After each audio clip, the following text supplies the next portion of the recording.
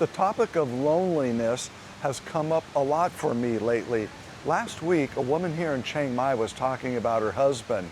He's a retired American expat, and the woman works full-time as a school teacher. She said her husband is 63, spends most of his time alone at home, has no social life, and he does not exercise, and he says he's bored. She also said, no surprise, he suffers from back pain. I think he's lonely. Sounding annoyed, the wife said he pressures her about being home when she's busy at work. A couple years ago, I wrote about my own dark episode of loneliness. That blog is below. You might find it interesting. When men are lonely, I think they're afraid to admit it. They usually call it boredom or they give it some other name. They think talking about loneliness shows weakness or it's unmanly. This week, a friend of mine in California sent me an article.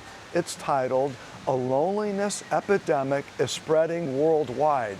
It's about the South Korean government's efforts to fight loneliness and isolation in that country.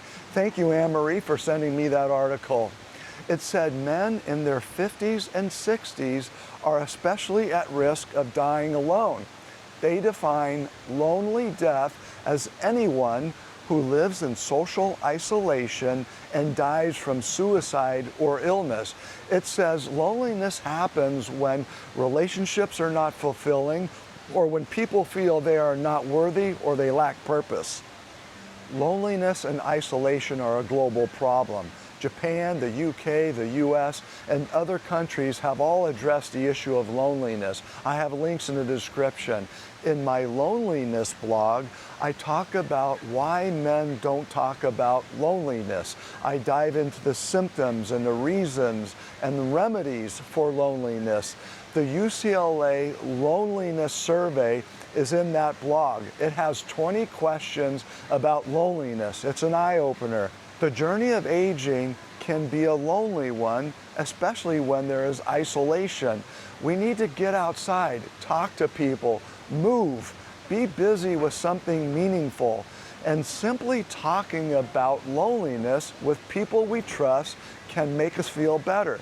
I encourage you to have a look at the links below. They're very useful. Thank you for watching. Please subscribe if you like this content.